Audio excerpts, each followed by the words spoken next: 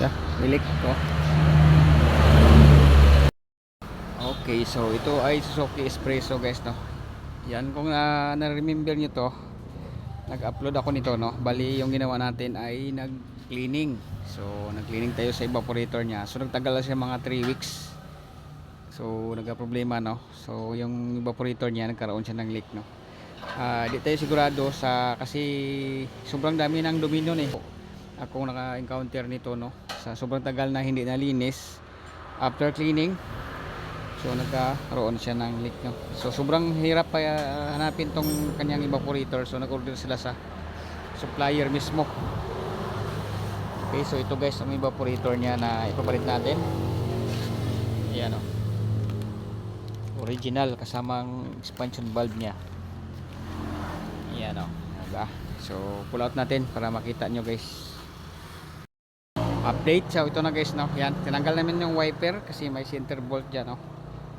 So yung style ko po sa pagtanggal, no, binuo ko na lang. Ayan, no. Buo yung pagtanggal ng dashboard. Ayan, no, para maiwan yung may harap sa babaw. Para maiwan yung ating housing. Yun. Okay, so ito na guys, waskag na ang kahimtang.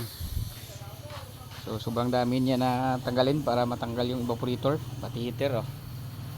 Ayan, so pressure natin yan para makita nyo kung may leak ba talaga, no.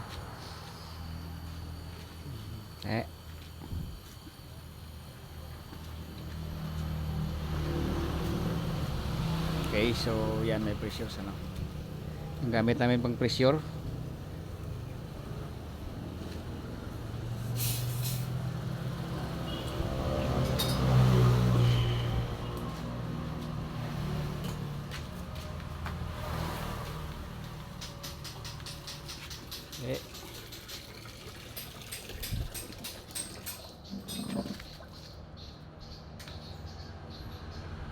siya, milik ko.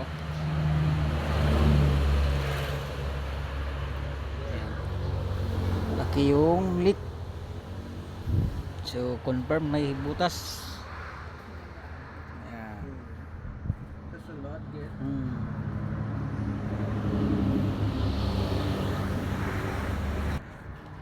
Okay, so ito yung bago na ipalit natin. Salpak natin to. Kasama na yung expansion valve. Okay, so yan guys, no. Niligtis namin yan bago ikabit kapag walang pressure para sigurado. So pag yung iba, pag nagbukas tayo may pressure, so no need na iligtis. Pero ito, walang sa pressure, no. So niligtis namin. Okay, so isimbol na lang namin to para maibalik na doon sa dashboard. Yan, para pass forward na. Okay, so yan guys, pass forward natin. So may preno na to. Tapos na po unit ni ma'am at saka ni sir. Yan. So pasilip natin dito, ayan, no. So nabalik na ng maayos yung dashboard. Ayan. Okay, so mga gawa natin, mga pass forward lang para di kayo mainis. So mainip, so direct to the point yung ating share dito. So yan lang guys, thank you.